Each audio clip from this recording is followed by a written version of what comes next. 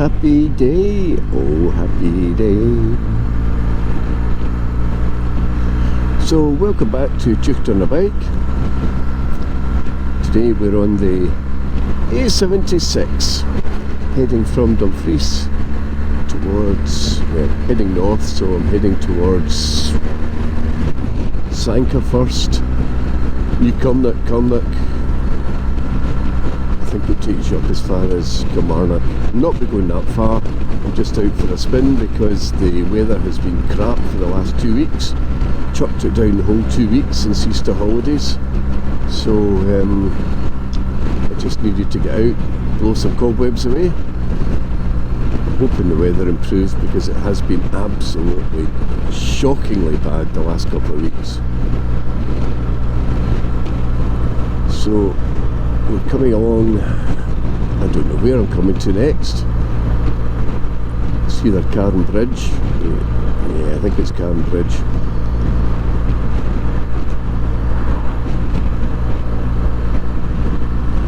Yeah, very nice. Shame we can't get past that low loader, but oh well.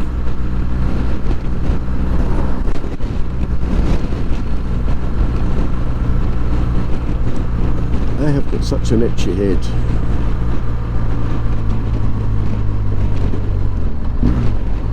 Carn Bridge, I was right.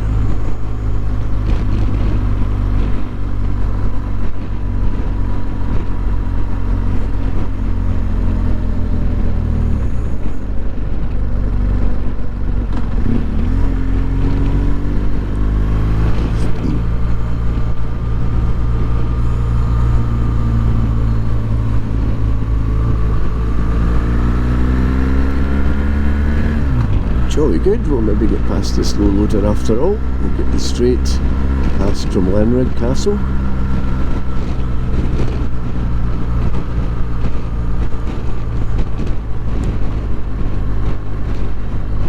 So Drumlanrig Castle, which we'll pass the entrance of, we're not going to go in there, is the home of the Duke of Buccleuch and the Marquis of Queensberry. Yes, Queensberry rules in boxing. It was one of the current Duke's ancestors that came up with those rules. I don't know what they are, other than don't hit below the belt. So, and these ones over there are all estate houses. Very cute, very dinky little houses. That girl had the most amazing multicoloured hair. There's again a tremendous wind. That's something else that hasn't died down in the last fortnight either. I really don't know what's going on with the weather. It's been absolutely shocking. I'm in second gear, Ron, too many gears.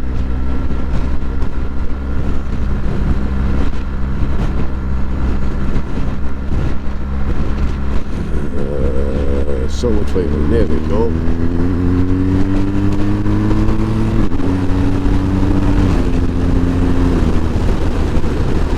So anyway, Drumlanrig Castle, lovely place to visit. You've got fantastic grounds to walk in and very impressive castle itself. So well worth a trip. Give the Duke some money, keep him in the manner to which he's become accustomed. It's a very bad entrance here. This is the second entrance to Drumlanrig. There's a fella killed a couple of years ago because someone pulled out in front of them there, a motorcyclist that is, which is actually, while we're on the subject,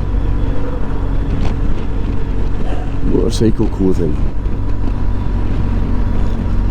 Now, there's a lot of very expensive motorcycle clothing out there, and I'm not quite sure why the bulk of it is black, dark grey or khaki. I would have thought as a motorcyclist you would want to be seen less than half the width of a car, so you're going to be more difficult to see anyway.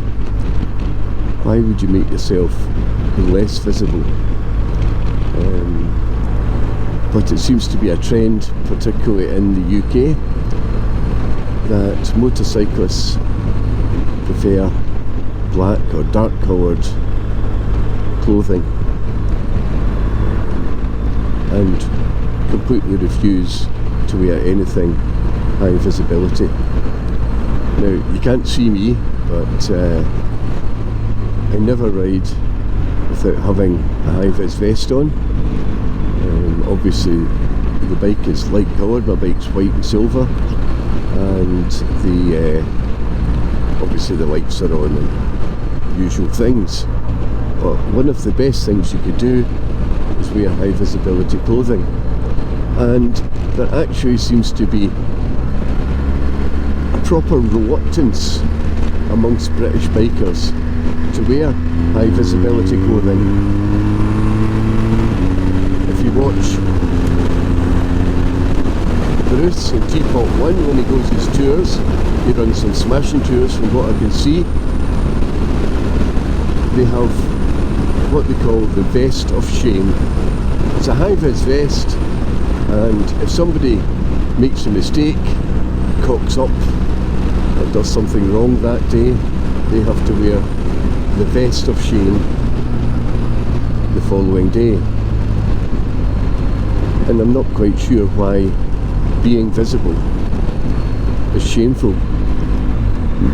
So I would really like it if somebody could try and answer that for me. Is it simply vanity? Is it that you don't want to look like a policeman? Well, I don't know. A high-vis vest cost me, I think, £25–30, maybe, something like that. It gets thrown in the washing machine. It actually does a really good job of keeping the rest of my gear clean. It gets thrown in the washing machine periodically and comes out good as new, more or less. And I don't ride without one, ever, because I want to be seen. The two most serious motorcycle accidents that I've had, I mean, we've all had situations where you drop it after you hit diesel or something like that.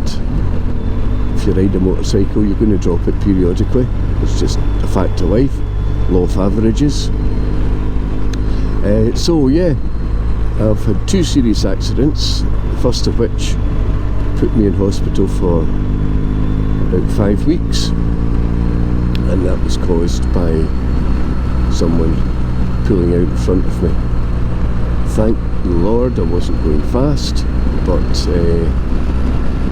to this day my left leg gives me problems. Cold weather, the metal that's in it shrinks and aches like you wouldn't believe, and I still set off metal detectors in the airport because of it. I was in for 5 weeks because it happened back in the day when surgery was perhaps less advanced, I don't know, reconstructive surgery that is.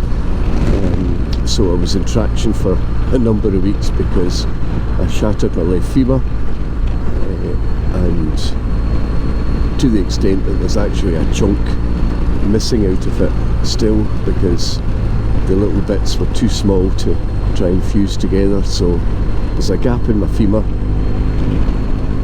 I consider myself quite lucky because I've got friends that have had similar leg injuries and they've been less professionally reset, and so they've got one leg shorter than the other, or they have a perpetual limp. I was quite lucky, at least mine ended up the right size, but it was purely down to somebody not seeing me.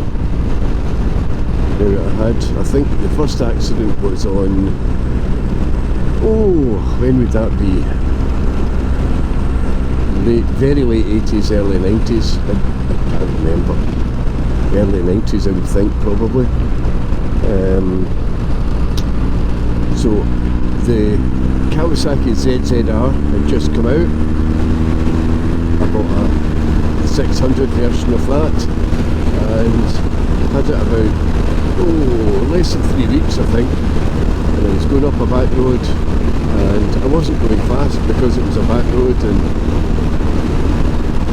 a fella pulled out from the side and T-boned him. I went through his passenger window, so I must have ducked, but my left leg hit the A-pillar and smashed my femur to bits. Painful, but fortunately I didn't break my neck on the edge of the roof of the car when I was going past, or when I was going through the side window, so that was good. I'm still here to tell the tale. Had I been going a bit faster, then I probably wouldn't be here today. So it was a wake-up call, although at that stage, or that particular time, I wasn't speeding. I did speed a lot back then, and I got the money back for the motorcycle and went and bought another one immediately, thinking, well, I'm going to get back on the horse, so to speak. So I bought another bike immediately, and then didn't go out on it for nearly a year, I think, because I'd scared myself. And when I did start going out, if there was a car in a side road within half a mile, I was slowing right down. So it's a little bit gun shy, but you get over it, and a little bit of perseverance, confidence comes back, and here we are, 40 years later, 30 years later, still riding. Don't know what I would do if I didn't have a bike.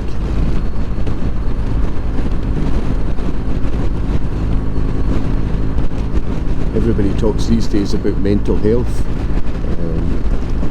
This is my cure for any potential mental health problems that I might have. I don't consider myself to have any mental health problems now. I have in the past, but the assistance wasn't available back in the day. The attitude was kind of, get over it, pull yourself together, get on with it. Well, that's easier said than done when things are going badly in your life.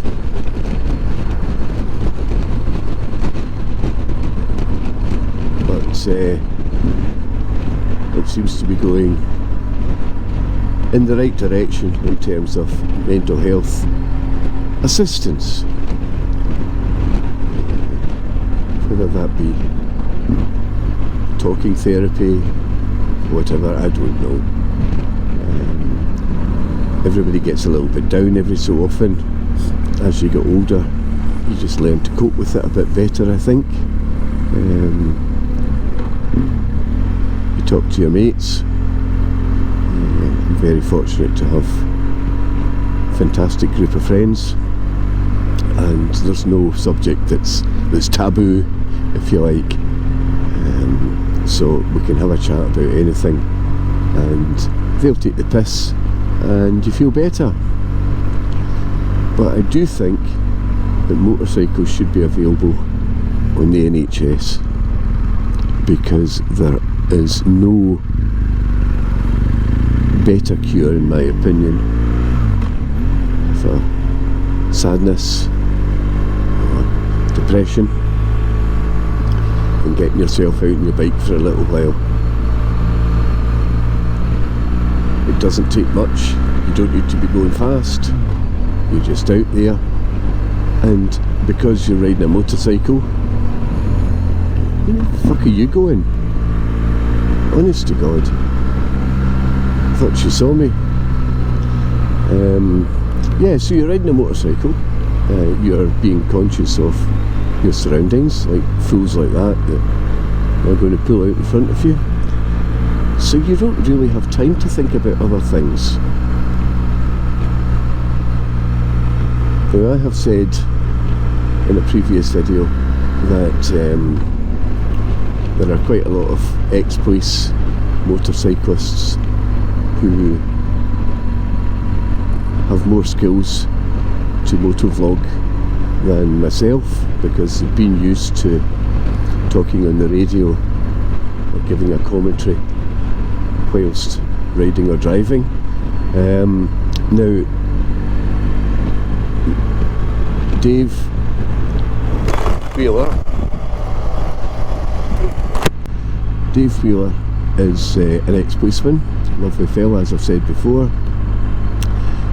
He did a video that more or less coincided with that. I don't know whether I offended him, I hope not. But he immediately brought out a video pretty much at the same time, saying that it wasn't the case, that you have to have a disconnect, have two halves of your brain working differently, because when they're doing a commentary, all they're doing is talking about things that they can see, and when you're vlogging, you're talking about what's on your mind, as well as perhaps sometimes things that you're seeing. So if I offended Dave, I'm very sorry, I didn't mean to, but I still think that it's a practiced art to be able to talk and ride at the same time, and particularly since a lot of concentration is required to ride a motorcycle, particularly with the standard of driving that we have these days.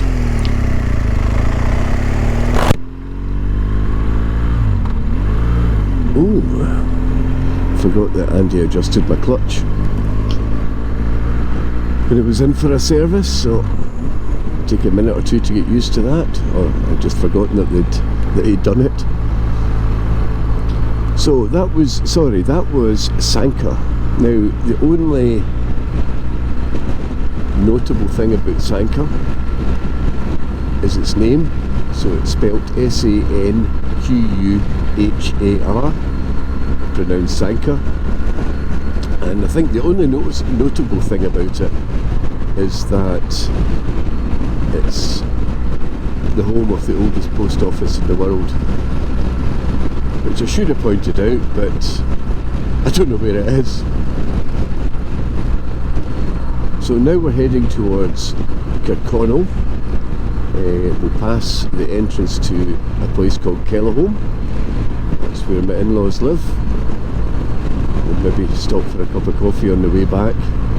But we'll see how far we get up this road. I don't know how far I'm going to go. I'm just out for a spin and enjoy the scenery, enjoy the fresh air, and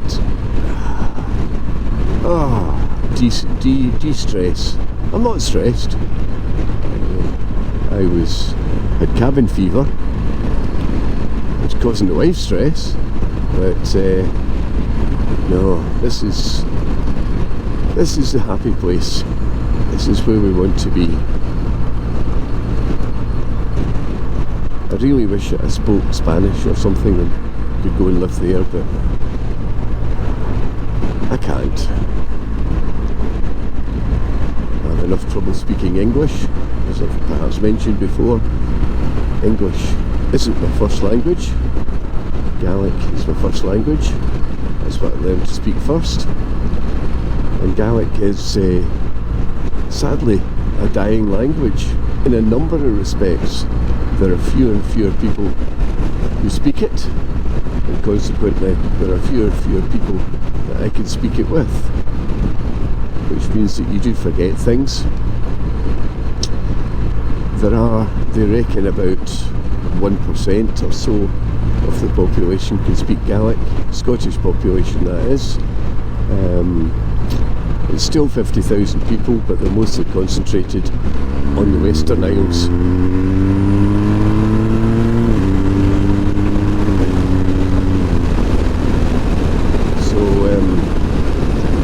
Unfortunately, as I say, it's a dying language. It's also dying in that there are no new words entering the vocabulary for Gaelic. So new things like internet. The Gaelic for internet is internet. Gaelic for tractor is tractor, and yeah, you get the idea. I don't speak Gaelic much these days.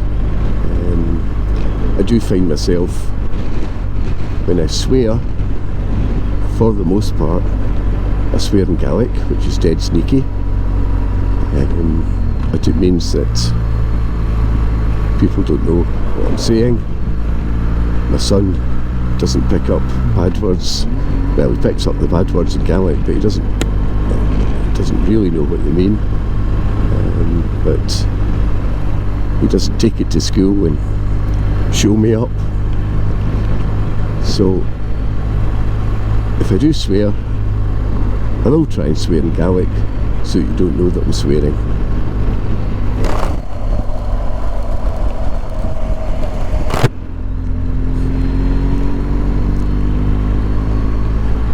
There we are. So that was, where was that? Kirkconnell.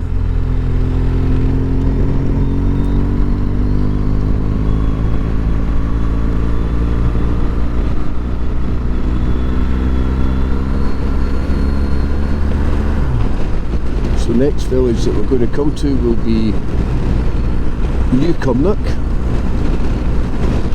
So there's Cumnock and there is New Cumnock. It's not a good place to live if you're prone to spoonerisms, I suppose.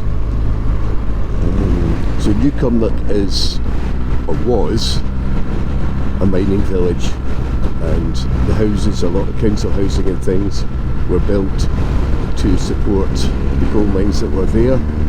They've all gone, of course.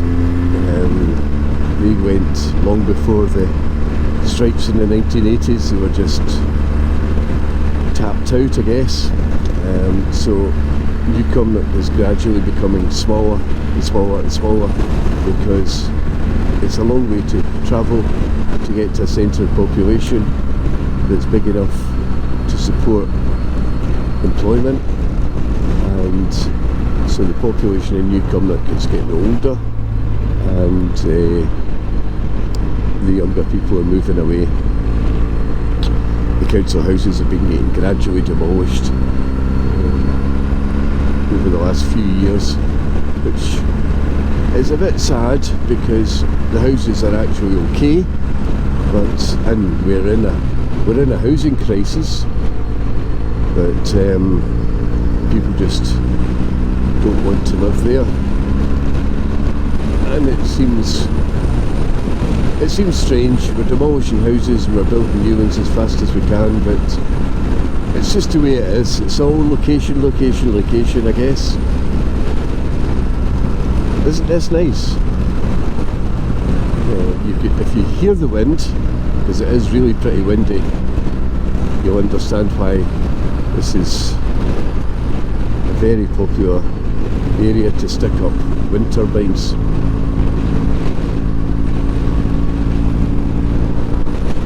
There's a couple up there, there's a few up to your left.